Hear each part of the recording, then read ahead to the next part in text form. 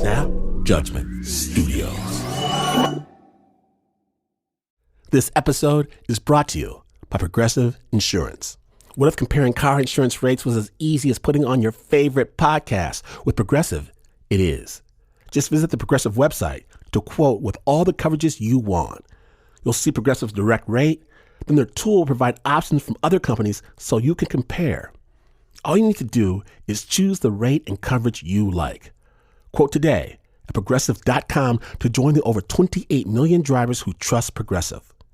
Progressive Casualty Insurance Company and affiliates. Comparison rates not available in all states or situations. Prices vary based on how you buy.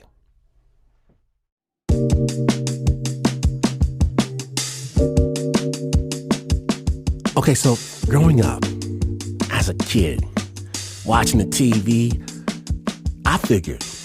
I learned that adulthood consisted of two major problems. Number one, quicksand. Number two, the Bermuda Triangle. So you can imagine my shock and my horror to discover that the real concerns are far more nefarious than anything that Scooby-Doo and the gang ever faced. So today, on Snap Judgment, from KQED and Snap Studios, we proudly present Quagmire. My name is Dan Wanschura. It's always the thing that you don't expect, that you better expect when you're listening to Snap Judgment.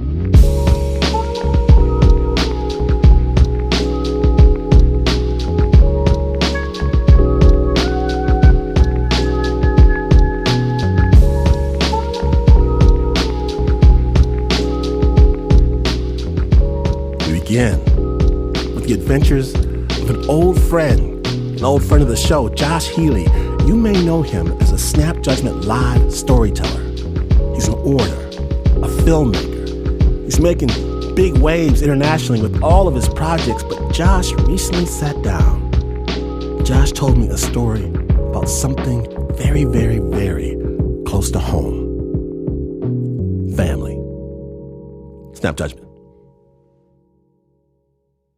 So when the pandemic hit back in March 2020, I was already stuck at home. And not because of a global virus, not because of the CDC mandates, but something far, far scarier. I was responsible for taking care of a newborn child. Uh-oh. Yep. So I was literally on my last week of paternity leave with my then 3-month-old son, Julius. I met Julius. You met Julius. Good kid. Gets it from his mom. Yeah.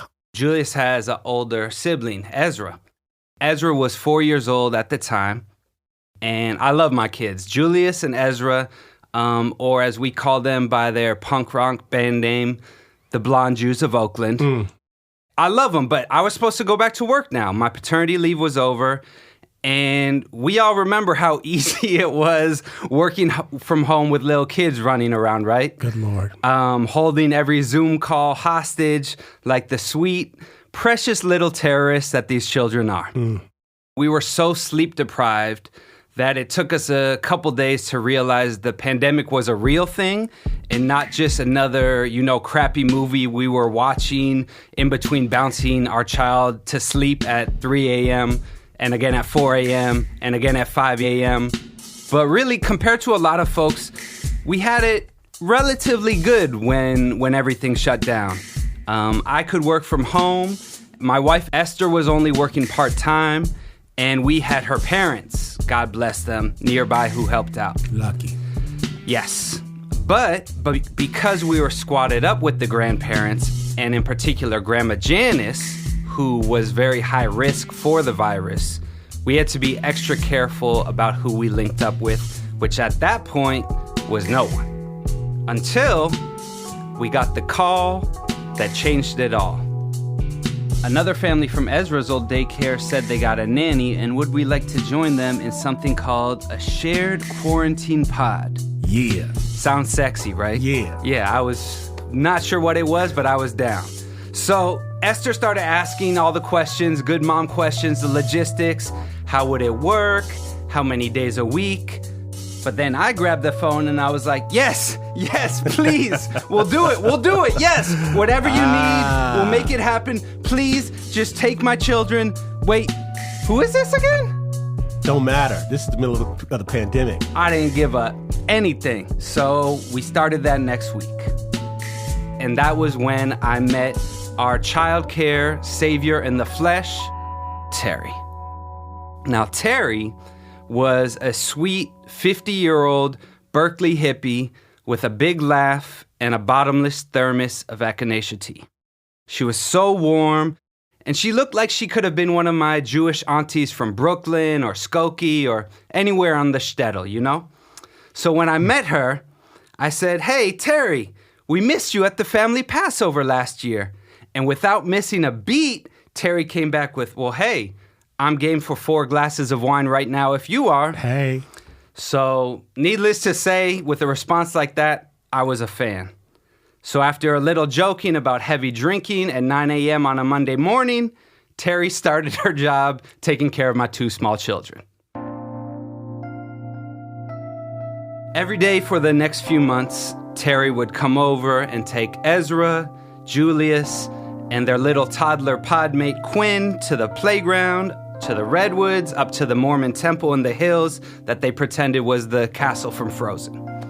And the kids loved her. And I was just happy to have a few hours a day to work, to rest, even enjoy a quiet lunch with my wife sometimes, and remember, sometimes we still kind of like each other. And then one day, Terry came back with the kids from the library. And now this was fall 2020 by this point, still pre-vaccine. So I was curious, I was just wondering if most of the other kids at the library were wearing masks. And casually, after I asked that, Terry responded, well, Josh, you know there's 2 sides to the science around masks. Now, I thought she was just joking, just playing with me again. So I said, of course. I mean, who trusts those damn scientists at the CDC anyway? And that's when Terry leaned in and whispered to me, it's not just the CDC, Josh. It's the whole government. It's the media. It's all of them. And then she turned and said, okay, say bye to the kids for me. I'll see you tomorrow. And she walked out the door like nothing happened.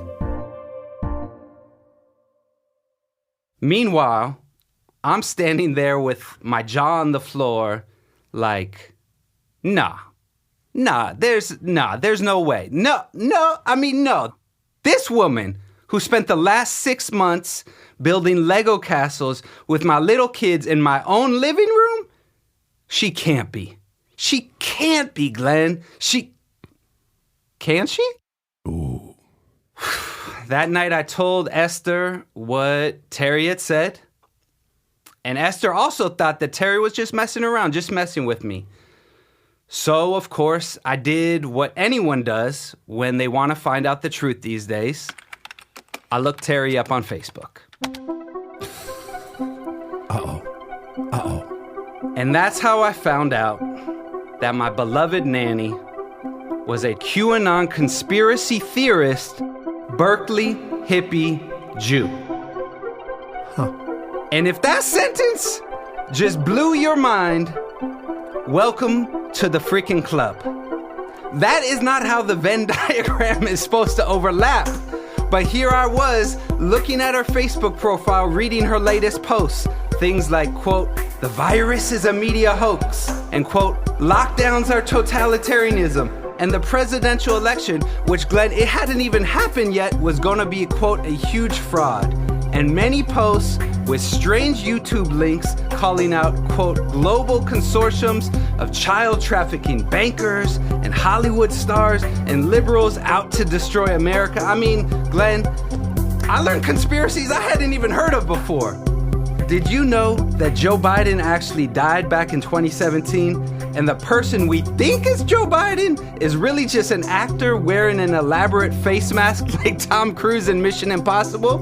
I did know that, yeah. You did know that? I did. Well, I did not, but Terry did. And here was the InfoWars link she had with proof. holy sh... I realized I had a QANanny. I had so many questions. Like, how is this possible? And how did we not screen for this in the nanny interview?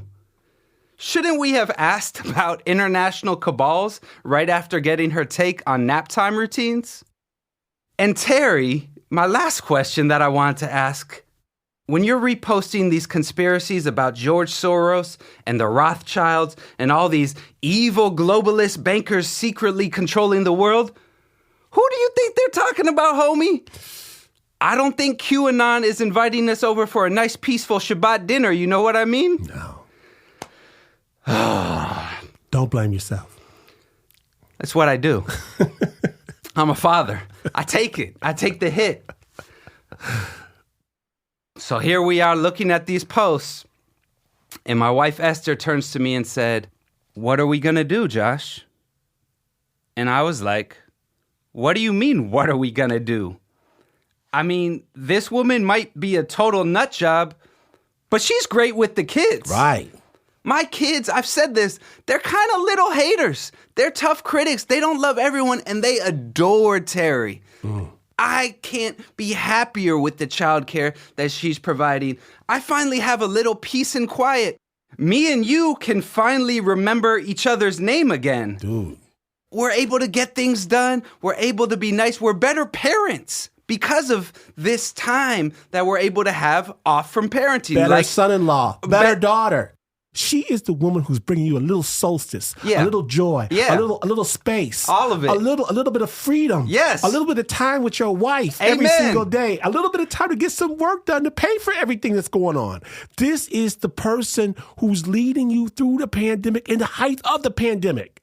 She is, yes, a little crazy, but it's 2020. We're just choosing which type of crazy we want each day. I wasn't sure what to do. Esther said, all right, well, we've at least got to tell my parents. Because remember, they're potted up with us too. Grandma Janice and Grandpa John. And when Grandma Janice, when she saw the Facebook post with Terry's unique perspectives, shall we say, she was not as calm and collected as I was trying to be. Grandma was like, "Are you kidding me, Josh?" Grandma's cold-blooded. You know Grandma. Ooh, yeah, Grandma's cold-blooded, and she yes. does not play. Yes. So Grandma Janice is like, "Josh, this woman literally believes that Bill Gates and the Chinese military are installing microchips in your brain, my brain, Nancy Pelosi's brain, and you still want her to let her watch my grandchildren?" And you know you're in trouble when Grandma says, my grandchildren. My grandchildren. Not your kids, my grandchildren. Oh, no. And she says, look, this woman she's probably going to Proud Boy rallies on the weekend, maskless. We don't know what she's doing. She could bring the virus into our family. Is that what you want, Josh? And she looks me dead in, is that what you want, son-in-law? And I get her reaction. I mean, Grandma Janice, she was high risk. And my baby Julius was still building his immune system. But Janice didn't know Terry. I did. At least I thought I did. I said, look, Janice, Terry's been with us for 5 months now. We check in every week about masks and the latest protocols. I just don't think she would maliciously lie to us like that and put us in danger. She's been great with the kids. She wasn't indoctrinating the kids. No, that's what Disney Plus is for. That's what regular Hollywood entertainment are only, let's be honest, that's our other child care alternative. If it's not for her, it's sitting in front of the screen for 8 hours a day. Is that what she wants? Is that what Granny wants? I don't know. I mean, she's an adult. We're adults. Why don't we just talk to her like normal people? Can't we just ask her what she's actually doing? Just ask her if our concerns are valid? Like, are you doing this, X, Y, and Z? Don't we want to treat people like how we want to be treated? I mean, for me, it's like, I don't want to blacklist this woman. I don't want to just go around here and put her off to the side without asking her side of the situation. My own family, people in my family have been blacklisted years ago. I'm not trying to be Joe McCarthy in 2020. Bring it home. This is not what I'm trying to do. Bring it home. This is everything I'm feeling, and here I am defending this woman. I'm scared of my mother-in-law. I'm scared of my wife. I'm scared of my nanny. Most of all, I'm scared of being left alone with my kids for 3, 4, 5 more months during this pandemic. Right. What do you got to say about all that, Grandma? What do you have to say? Grandma Janice was not up for nuanced debates. She looks at me and Esther, but really at me, and throws down the ultimatum. And she said, it's your call. Look, it's your call. You can be with me and Grandpa, or you can be with Terry. No. You can be with me and Grampy, or you can be with Terry, but not both. Esther looked at me, and she said, Josh, you might be right about Terry. You might. But how can we be 100% sure? And do we really want to bet our lives on that chance in a pandemic?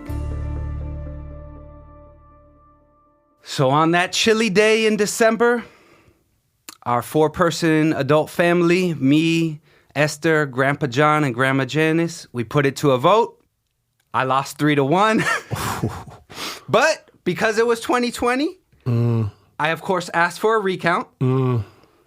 Somehow I still lost 3-1. Stop the steal. Now, the best part is even though I lost the vote, Grandma Janice and everybody else, but specifically Grandma Janice, decided I should be the one to tell Terry because, and this is Grandma Janice, my favorite quote, she said, Josh, you're good at talking and things like that. Yeah. Yeah, you be the one to deliver the knife in the back. Go get 'em, son-in-law. God bless my in-laws. So the next day, I called up Terry, and like any good breakup, I tried to let her down gently. I tried. It's not you, it's me. Oh, that was my line. I said, it's not you, Terry, it's us. Because it was us. I said, we just want to focus on our family for a little bit. No, the lives of our family. We're not trying to pod with anyone else behind your back. We would never do that. I even offered to write her a letter of recommendation. And I could picture it. She's great with kids. She's a safe driver. Very vivid imagination. For her part, when I'm talking to her about all this, Terry was totally understanding. Totally cool, calm, collected, and she just said how much she enjoyed working with us. She asked me to give Ezra and Julius a big hug for her. When we hung up, I almost felt bad for her. I didn't know had I made the right call. Now I say almost because a few weeks later, Terry came by the house to pick up a few things that she'd left. And I wished her a happy new year. We made some dumb Hanukkah jokes. And then she told me to keep an eye out for, quote, something big that was going to happen in D.C. tomorrow. Whoa. Yep. When we talked was January 5th. And tomorrow turned out to be January 6th, 2021. The day of the attempted coup at the Capitol, where thousands of QAnon fanatics and white supremacists tried to violently overthrow the election, and 5 folks ended up dead. Now, I don't know if Terry knew it was gonna go down like that, but let's just say it made me glad I lost the family vote.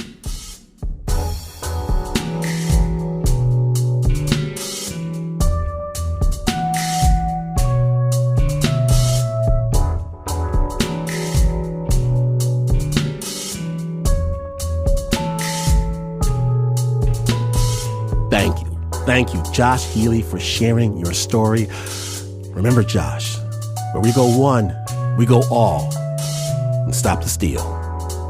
The original score for that piece was by Dirk Schwarzhoff. It was produced by David Exumé.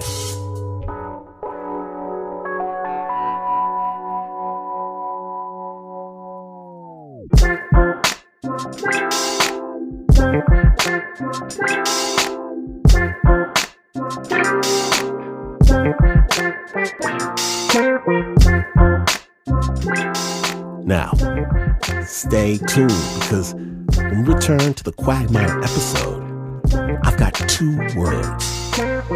Thin ice. In just a moment, when Snap Judgment continues.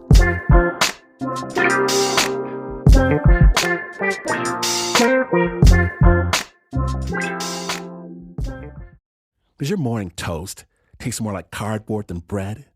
Then you haven't tried America's #1 organic bread, Dave's Killer Bread. #1 because it tastes so darn good. Dave's Killer Bread was built on the belief that second chances can change lives. When its founder, Dave, the guy with the guitar you see on every loaf, returned to the family bakery after 15 years in prison. Dave's always baking it to the limit with killer taste, killer texture, killer nutrition. And you can visit daveskillerbread.com to learn more and look for Dave's Killer Bread in the bread aisle of your local grocery store. Support for Snap Judgment comes from Odoo. What is Odoo? Well, Odoo is an all-in-one management software with apps for every business need. Odoo has apps for CRM, accounting, sales, HR, inventory, manufacturing, and everything in between. And they're all in one easy-to-use software. And the best part about Odoo? All Odoo apps are integrated, helping you get things done faster and more efficiently. So when you think about business, think Odoo. To learn more, visit odoo.com/snap. That's odoo.com/snap.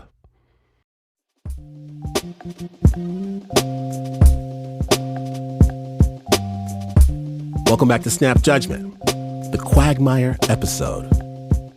Next up, we're going back to my homeland, the Great Lakes State, Michigan, in the dead of winter, getting into a car with some friends and driving up about 2 hours north of Detroit to the edge of Lake Huron. Vast, frozen, deadly. From Interlochen Public Radio's All Points North podcast, we proudly present No Ice is Safe Ice. Snap Judgment.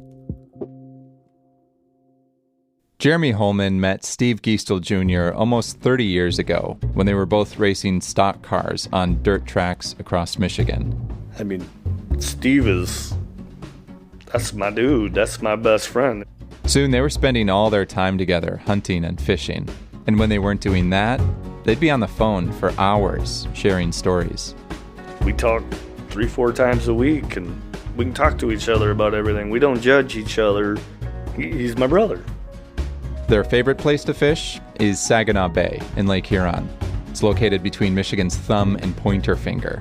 That's where Steve grew up fishing. Beautiful walleye fishery, yeah. Best around.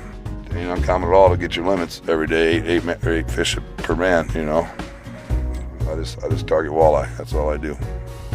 To me, it's the best tasting fish in the world. The fishing in Saginaw Bay isn't so good. It's great. It's beyond great. And it just makes you want to come back. It's addicting. But the bay is also unpredictable. The Great Lakes is the way it is. Sometimes you can fish it, sometimes you can't, you know, and that's the way it is. Like the time Jeremy and Steve were out fishing and a storm rolled in. I say, Holman, we gotta get the hell out of here, man. This ain't like Muskegon Lake or White Lake. This is the Great Lakes, buddy. You know, we already got 3 or 4 foot rollers. Even with big waves crashing into their boat, Jeremy didn't want to leave. Steve is the most cautioned person that I've ever fished with in my life.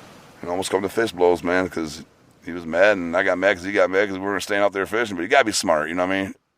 Steve won that argument, and they made it back to shore. But next winter, when they're headed out to the bay for ice fishing, Steve gets cold feet. I talked to a buddy of mine. He told me to do not, by no means, go on that bay. It's not safe. He said he had a couple buddies out there the day before, and it was moving all over the place, and not to go. When Saginaw Bay isn't all the way frozen, something as slight as a shift in the wind can send cracks in every direction. We had a little bit of heated discussion about it, I'll tell you that, 'cause I didn't want to go. I knew better, you know what I mean? I didn't want to go out there. I already had paid for the hotel room over there. All my buddies are sending me pictures that live over there of all these pile of walleyes they were catching. It was stuck in my dome. I'm going. said, all right. I said, I'll take you, homie. I'll take you. I'm going to drop you off ashore, and I'm going to go check in that hotel room, and I'm going to take a couple hour nap, and then I might hit the bar somewhere and have a couple beers and wait for you guys to get done fishing. I'm not going. Caught up somewhere in the middle of all this is Telaine Bauer, the third friend on this guy's fishing trip. We gassed up the truck, we loaded up our equipment, and we drove down. Jeremy's in the back seat, sleeping. He passed out. Stayed up, drove through the whole night. We get there at 6:30 in the morning. Everybody, they're loading up. They're getting ready to go fish. They all looked at me, and I thought I was the man. I was like, I told you. Well, we get going, and we set up day one. It's Telaine's first time on the bay. Fishing was beautiful. You know, it was a beautiful day, not a lot of wind, good temperatures. Nighttime came, and we got into the fish. You know, we were hooking fish. We just shy of our limit, and we called it a night. Everybody was packing up, so we packed up. We rode out, went to the room, thanking Jeremy, you know. Thank you, man. We're so glad we came, you know. It was such a blast seeing everybody. For me, meeting the guys, you know, it was an experience, you know, and can't wait for tomorrow.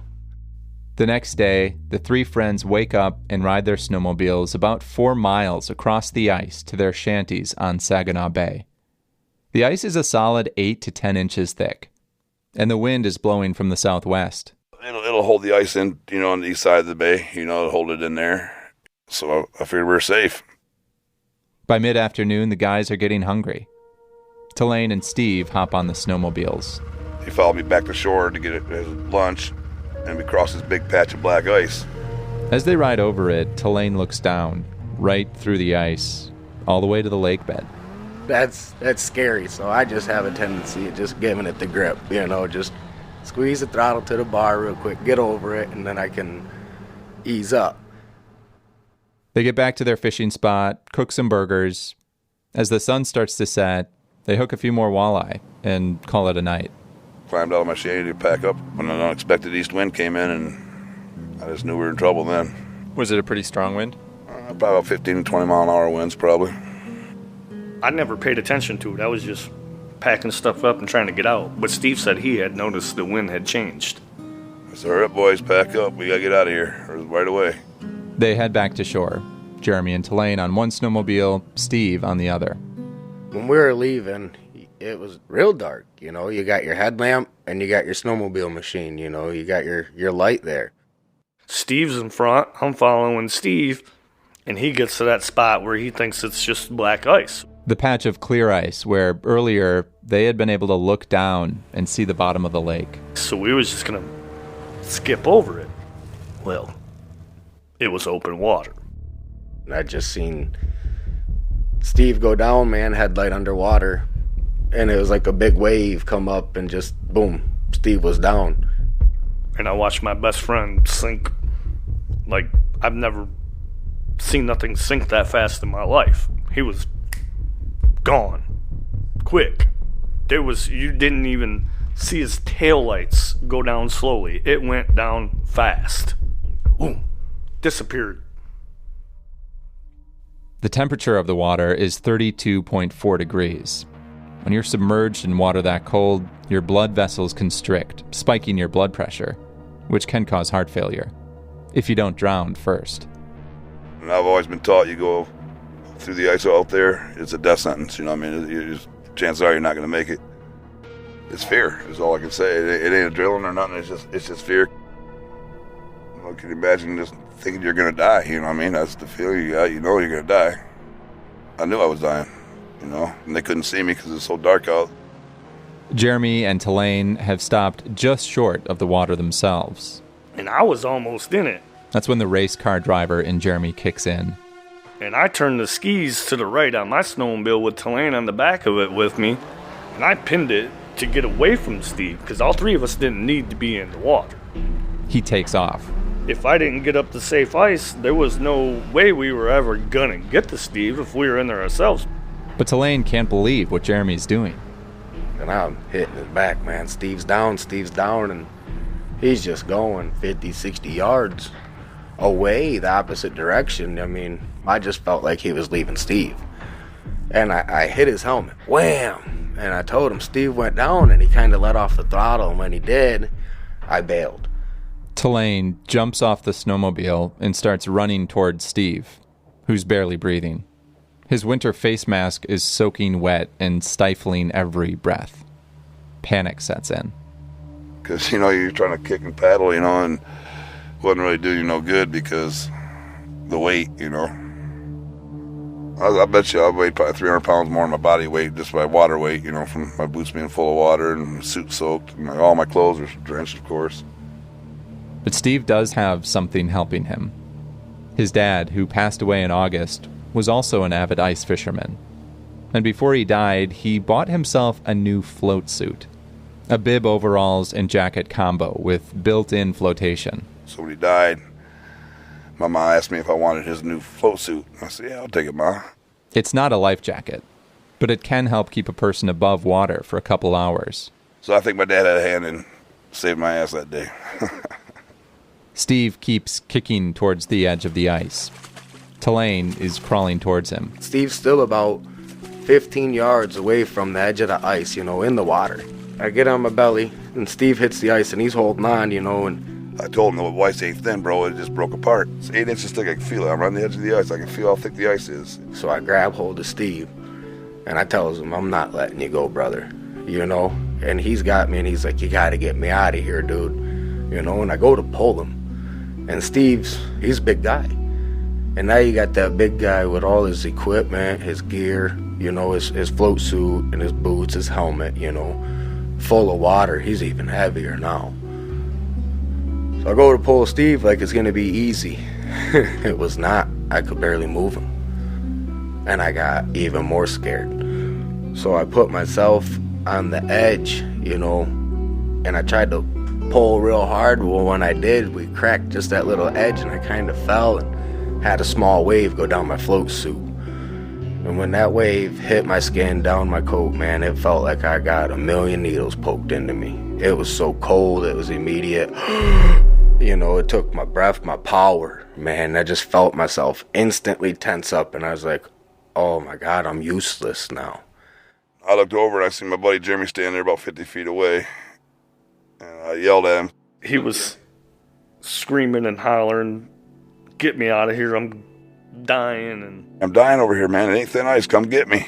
Jeremy finally snaps out of it. And he grabs my feet.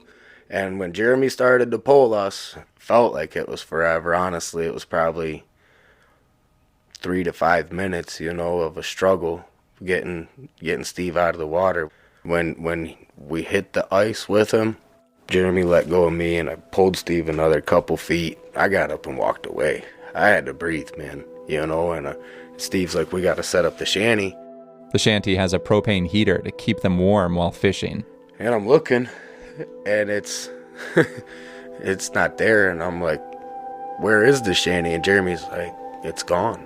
It was on the sled with Steve's sled, and I'm like, oh no. Hypothermia will set in if Steve doesn't get warm fast. We're wide open, exposed. Steve's soaking wet. I'm wet. I didn't know if we were going to make it. But then another ice fisherman spots them on the ice. He speeds over on his snowmobile, takes Steve back to his shanty, and cranks up the heat inside. Man, I was still shivering uncontrollably. It was a little bit of the fear, not knowing that I'm not safe yet completely. Just then, Jeremy spots another group of ice fishermen snowmobiling towards shore. They're heading straight towards the open water. I was like, dang it. So I need to stop these people. This time, Jeremy doesn't hesitate. He runs to his snowmobile and starts flashing his lights for them to stop. And he stopped them guys. They stopped right, literally probably 3 feet before Steve went in. All told, there's 14 of them, trapped on this huge chunk of ice, being blown out into Lake Huron by near gale force winds. It was chaos out there. We're speaking with other people that are a little bit further away from us and trying to assure them the ice in between them is good, and meeting with people to bring them over with the group. And they come up with a plan. Sit tight and wait for help to arrive. That's when Jeremy notices another one of the ice fishermen getting agitated. Didn't really say nothing, just mumbling. You could tell he was upset. Then the guy hops back on his snowmobile and takes off. And all of a sudden he gets out there a ways, and I just hear his snowmobile turn wide open, watch the headlights come. I already knew what he was doing. He's heading for open water. It's not uncommon for snowmobilers to cross water between cracks of ice. With enough speed, the snowmobile can skim right on top of it. But this is no small crack.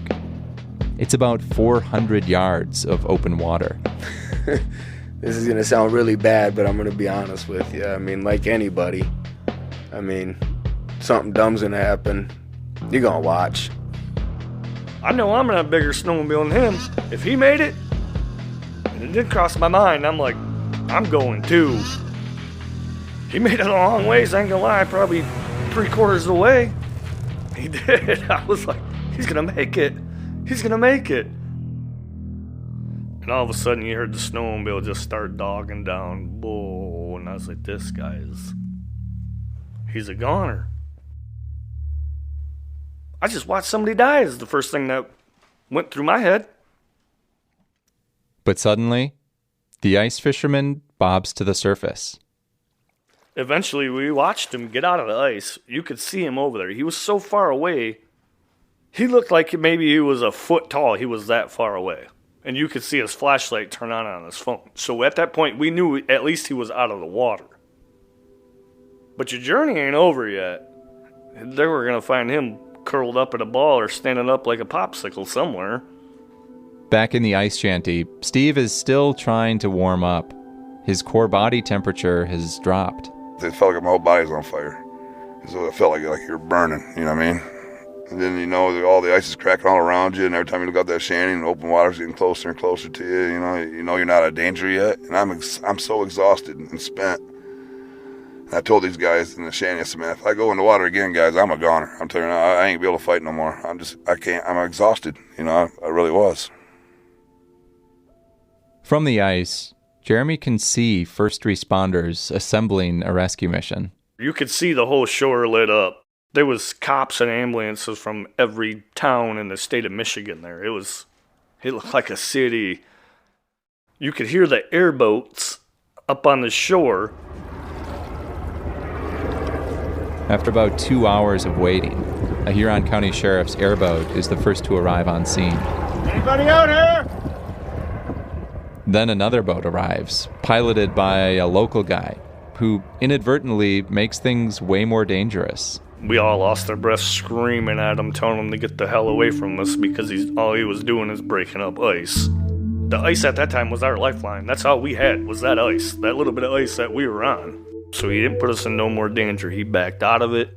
But the sheriff's airboat is able to pull up close enough to Steve. We got Steve on the boat. Well, actually, he ended up picking the guy up that we call him Jesus now. The fisherman who'd driven his snowmobile into the water. Picked up Jesus before he got to Steve. On the slow ride back, one of the emergency responders starts talking to Steve. He asked my name. I told him, he goes, Steve, do you realize 90% of the time we come out here for rescues is usually to recover a body? He goes, you're a 10%er, and don't ever forget that. Soon, U.S. Coast Guard helicopters show up, and they start scooping up the rest of the fishermen trapped on the ice. I knew right then I'm going home. They dropped that basket, and I did a swan dive in that son of a bitch. Those that were last rescued had reached a distance of about 6 miles. So altogether, we drifted about 2.5, 3 miles. Steve is the first to admit it. He's his own man, and he made the decision to go ice fishing. I was pissed. He knew it too. But, if he just would have listened to me. I think it was me being his best friend. I wasn't the first one to him. I think he felt like I should have been the first one to him to get him out, which is probably correct, I guess. I panicked. He seen that I panicked. I was scared, but the way I see it, we got him out. Don't matter how we got him out, we got him out. And that's all what matters. He's home. He's safe. He kept me up until 5 o'clock this morning. Some bitch. chatting on the phone? Yeah, we do all the time. That's how we hang out with each other. When he gets out of work, he'll call and he'll drink beer over the phone while I drink over. We're dumb. Do you think you'll go fishing with Jeremy again? Oh yeah, that's never gonna change. No, me and Jeremy have been buddies for years, and we raced together, we fished together, we hunted together. But I ain't gonna let him talk me into doing nothing stupid again. He'll know what I'm saying when he hears this.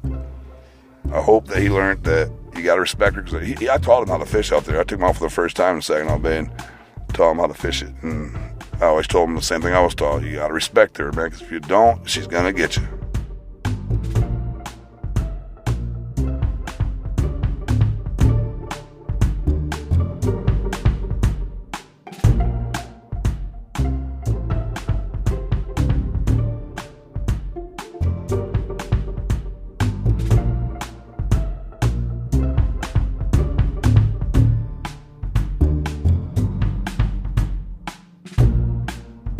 Thank you. Thank you, Steve, Jeremy, and Telaine. Thank you for sharing your story with us. This episode was originally aired on Points North, a podcast from Interlochen Public Radio in the Lower Peninsula of the Great Lakes state of Michigan. The original score was by Clay Xavier. It was edited by Nancy Lopez and John Fecile. It was produced by Dan Wanschura.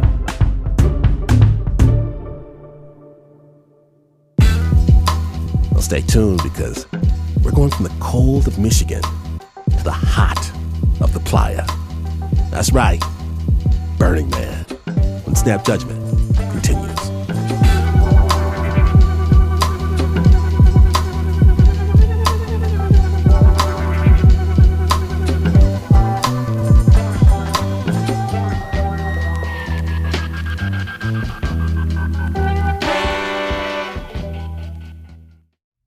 You know, I was shocked when I learned how many apps and services I supposedly signed up for and forgot about. But they didn't forget.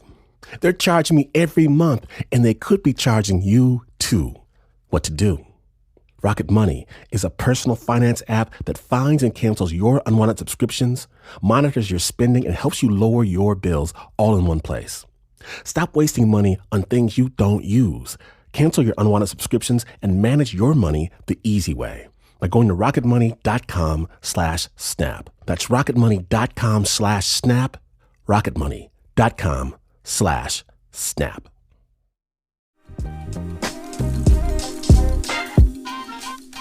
Welcome back to Snap Judgment, the Quagmire episode. My name is Dan Washington. Now, you know this is not the news, but if you've been watching the news, you may recall breathless accounts of a semi-catastrophic event in the pages of the New York Times, on NPR. It gave journalists something to do for a day. And I'm talking, of course, about the mud burn. Burning Man 2023. And Snap Judgment special correspondent Dr. Raymond Christian tells us all about the trip that you thought about taking yourself. Snap Judgment.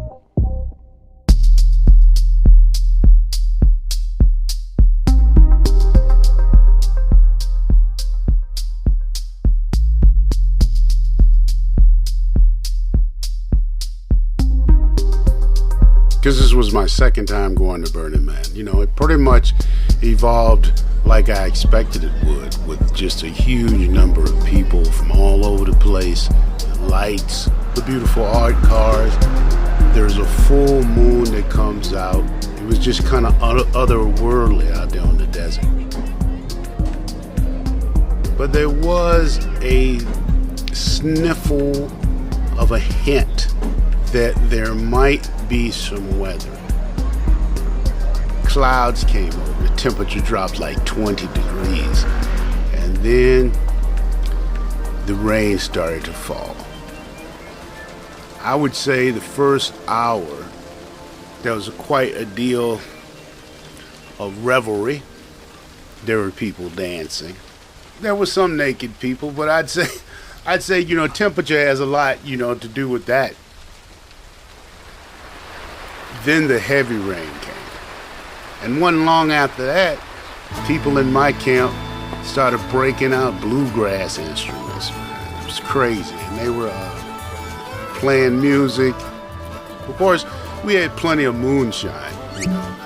And then it's like it rained for another 10 hours. At that point, I was in my yurt, and what I did was I just laid back. I yielded to the rain.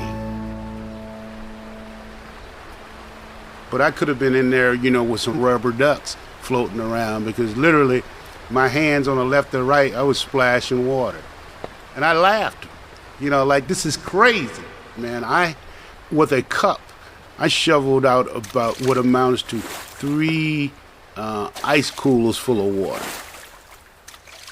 By the next day, people were trying to escape in a big way. And I knew what the disaster that was going to be. I already knew. It reminded me of my time in the Army. You know, I seen 100 people stuck in the mud and absolute exhaustion. You know, it was like, you ain't gonna walk out there. And this ain't that much a disaster. Stay your ass put.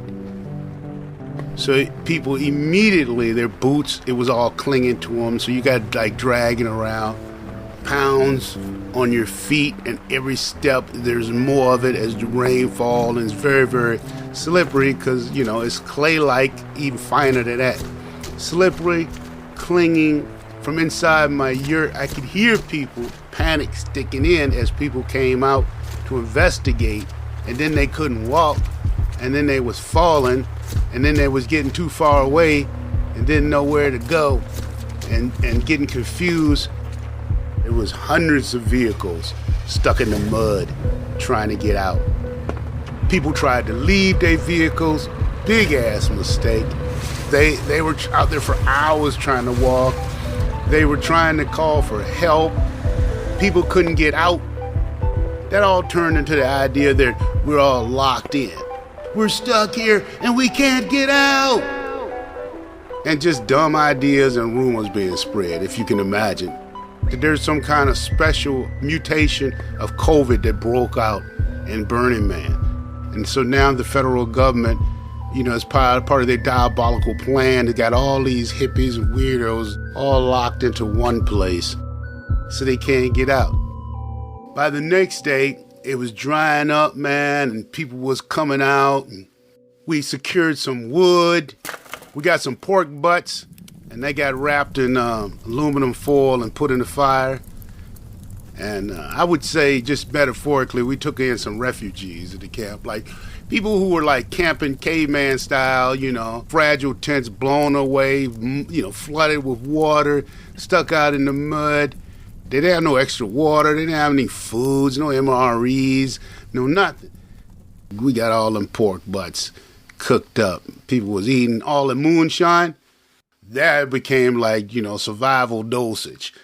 And everybody got into the spirit of the ridiculousness of it all. You know, you're stuck in a giant party. Of all the places you could be locked in at, you're stuck in a party. After it started to dry, the real irony is that the man burned, and I remember thinking to myself when I went out there, I saw as many people there as I had saw the first time I was there.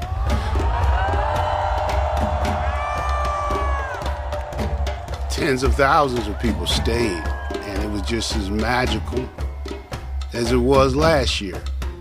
And it'll be legendary in all the annals of Burning Man history because people will claim they were there. People will lie about this for decades, man. I was there.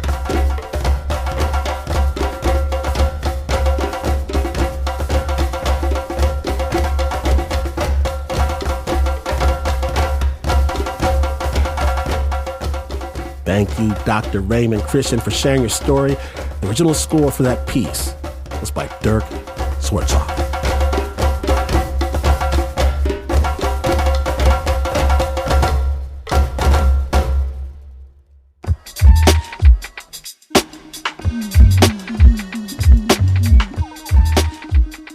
Now, snappers, think about where you've just been. The playa, the shores of Lake Huron, and into a family's most intimate decisions, stories. you can give the gift of story by sending your friends a taste of the Snap Judgment podcast. They will be forever grateful. If they're not, you should get new friends. Did I mention Snap's Evil Twin podcast, Spook? It's available everywhere. Snap Judgment is brought to you by the team that never demands luxury accommodations when they go to a festival in the middle of a desert. Except for Mark Ristich, who tells anyone that will hear him he demands to speak to a manager. There's Nancy Lopez, Pat Mesiti-Miller, Anna Sussman, Renzo Gorio, John Fecile, Shayna Sheely, Taylor Ducott, Flo Wiley, Marissa Dodge, Bo Walsh, David Exumé, and Regina Bediaco. This is not the news, of course. No way could this be the news. In fact, you could try to become a professional yodeler. You could yodel and yodel and yodel where you live and around all the people you live about, and you would get exactly what you deserve and still, even then, not be as far away from the news as this is. But this is PRX.